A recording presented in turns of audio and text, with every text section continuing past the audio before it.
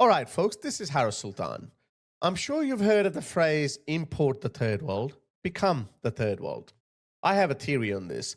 The third world is not the third world because of a lack of natural resources or the developed world has conspired against them.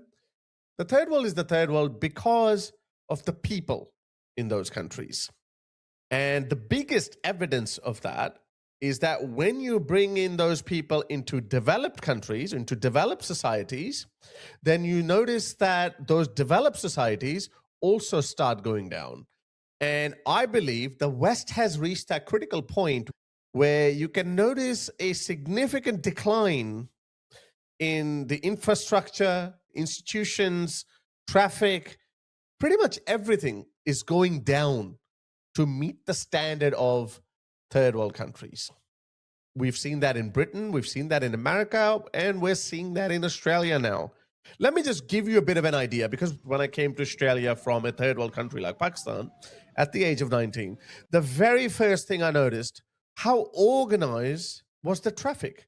Everyone stayed in their lane, and people like to give way. A person who's grown up in a first world country will never understand that unless you go to India or Pakistan or Bangladesh. You'll notice this. Look at this. What is this?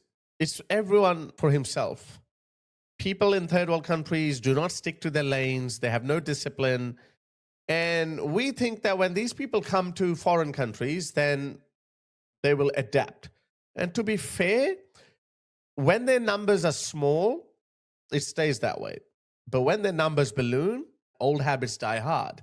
And I've noticed that in Australia. So the western suburbs of Melbourne, they are inundated by migrants, and you can immediately notice the quality of traffic going down. I noticed that in London. And apparently it's happening in America as well. Look at this Somali driver. Going in the wrong direction. And instead of pulling over once they saw cars flying right at them, the witness says the semi sped up and was hitting 50 And look, he's on the phone as well. Nobody picked up on that. He's actually on the phone. miles per hour, going the wrong way for nearly 3 miles. Miraculously, they didn't hit anyone, and Missouri Highway Patrol eventually pulled over that driver who had a legal commercial driver's license from Minnesota. But Highway Patrol says during that stop, our commercial vehicle enforcement troopers conducted a driver inspection and determined the driver could not properly identify road signs, as mandated by federal motor carrier regulations. Per federal motor carrier guidelines, he was placed out of service and not allowed to continue driving. Here's what we know about this particular trucking business. Cargo Transportation LLC is run out of an apartment in Hopkins, Minnesota, just outside Minneapolis. It was registered in 2023 to an Abdulwali Ahmed and only has 2 drivers, one of whom— And I'm sure you've heard of some Indian truck drivers having a disproportionate amount of accidents in the US. We've had a couple of accidents here in Australia as well, but our government is trying to keep the ethnicity of the drivers hidden. So that's a big scandal in Australia right now. Look at this. One of the biggest cardinal sins in Australia is to park a car in front of someone's driveway, meaning that person is boxed in and you can't go out. I don't know how seriously it is taken in Britain and in America. I'd assume pretty similar, but in Australia, you never do that. I've never done that. Not in front of your own driveway, okay? You never even park in front of your own driveway. But as I said, when you bring in people en masse from cultures where they have different attitudes towards traffic laws, towards pretty much everything, then you're going to see this. Have a look at this headline. Muslims converging on a suburban Adelaide mosque for Ramadan are parking across driveways every night, leaving locals furious. Locals are not Muslims, they're Australians. And look at this. This is someone's driveway, and these people have parked their cars right there because, they can't park further down the road because they don't want to walk. And who cares if you just block someone in? How is that person going to leave his house? And it's not just one incident. Look at this. It's just everywhere. And I know exactly this mentality. And I have exactly a video to show you. Look at this. This driveway gone. This driveway blocked. This driveway blocked. This one might still have a bit of way. This is how Aussies are responding. Park across my driveway. Come back and find your tires slashed. Muslim, Australian, Chinese, Indians, I don't care. I don't park across people's driveway. Some might not be as polite as me. So everywhere we look at, our social cohesion is falling apart because our governments were absolutely reckless in bringing in people from cultures who have absolutely no regard or respect for Western norms. The reason why I can speak so confidently is because I am an immigrant. I wasn't born or even raised here. I came here as a young man when I was 19 years old. I had this desire in me. I wanted to learn about Australia. I wanted to learn everything about Australia, the West, our way of life. I had that in me. Why is it that newcomers, when they come in, why do they not want to learn about the Aussie way of life? You have ditched your country. You have basically made a statement that your country is a shithole. Your cultural values led you to a failed society where you can no longer live. So you go to a foreign country, to a country whose cultural values led them down the road of a successful, prosperous country that you want to move to. And then you still have the audacity to think in your mind that your culture is somehow superior, and you make zero effort to learn about the norms of the country that you moved to. Let me show you this video from the UK. I think it happened in London. Look at this. A Muslim migrant illegally parks in front of a mosque somewhere in the UK, probably in London. I don't know what this council is. And look at the cheek on this man. Instead of educating himself with the norms. By the way, the first thing I noticed in Muslim areas in the UK, this problem is very prominent in the Muslim areas of the UK. People don't park in their defined bays. People park recklessly, and the quality of the traffic goes down even amongst the native Muslim population. By native, I mean people who have been there for a couple of generations. They're not freshies. They are not newcomers from Pakistan, even the ones who are born and raised there, because they've created parallel societies. What is it? Even if you're born and raised there, for some reason, you cannot match the level of law abidance that the natives do, like the native Australians do. Have a look at this guy.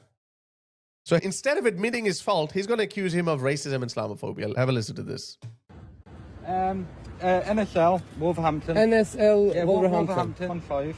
Okay. So they told you to come here during the prayer times, I'm right? coming here by myself. Oh, by yourself. Oh, so is it you who hating Muslims No, I don't. prayers time, right? Do you have some problem with my religion? What are you doing here just at this time, praying time? Yellow lines, yellow lines. Yeah, I understand it, but why are you not here every day? Because if you come down, we get abused every day like you do. No, I'm not abusing you. You are, you got a camera I'm out. not abusing. Am I abusing him? Hello, Look at this. brothers. Am I abusing I him? was having abuse. I'm earlier talking by to the you. shop. I don't abuse. Why would I abuse?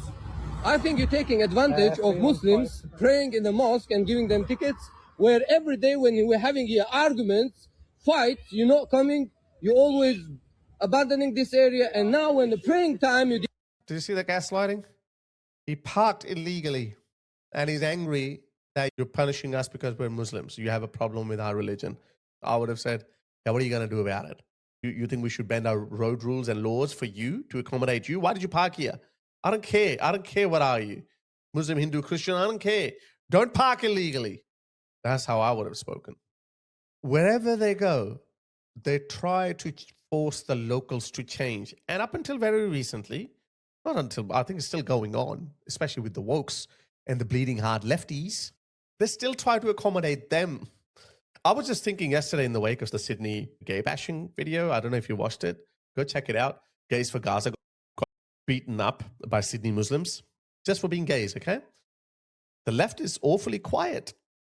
The LGBTQ community is awfully quiet because there is a hierarchy of victims. The only lens that they're familiar with is oppressor and oppressed. So in the 90s, they saw the white Christian establishment is oppressing the gay community. So they became champions for gays.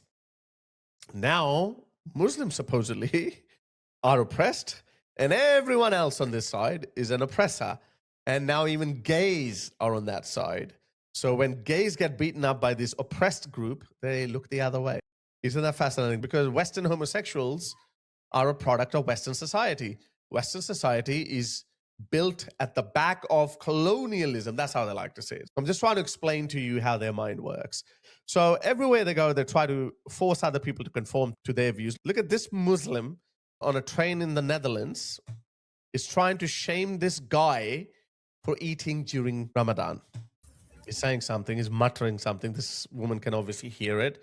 I don't know if she's thinking, what a rude guy. Why is he eating on a train? Well, actually, to be fair, I don't like people consuming food on a train, on a bus, unless it's Ramadan. That's the only time when I will side with someone who's eating on a public transport. Because this guy is not complaining about him eating on a public transport and it stinks up the whole joint. No, that's not what he's complaining about. He's complaining about he's eating while this guy is choosing to fast to please his imaginary friend. And the rest of us have to go, oh, look at this. How cute is this? That's why he's shaming. So that's why I'm on the side of this Dutchman. Roger.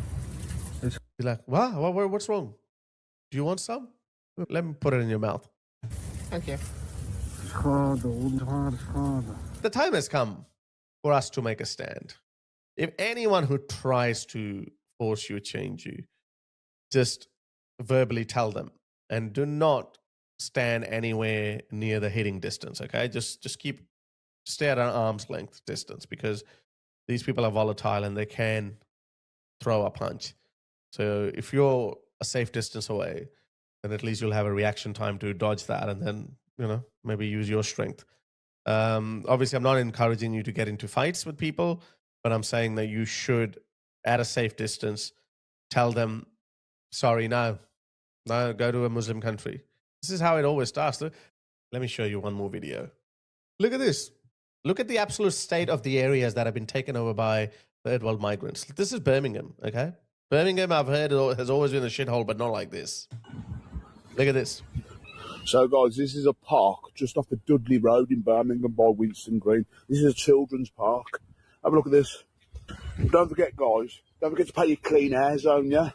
Yeah? And your council tax. Just pay your council tax. For people to come and dump all the rubbish. Look at this. This is a child's park. I can guarantee you these are not white Brits doing that. 100% I can guarantee you that. I know this because you see similar things in Pakistan, in Bangladesh, in India. You see that in those third world countries. And when you bring in hundreds of thousands of those third worlders, old habits die hard.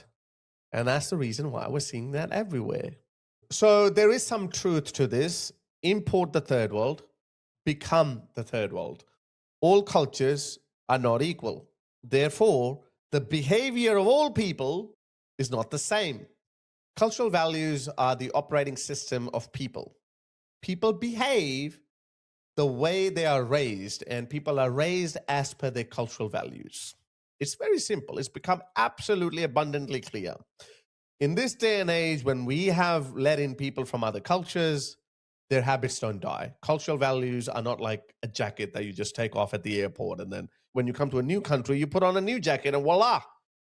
Some people do slip through the cracks, like me, but I don't know. People like me are an anomaly.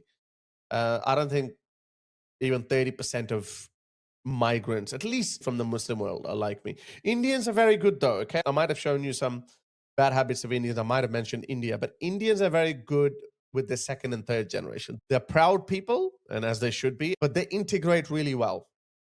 The first generation, the migrant generation, are very hardworking.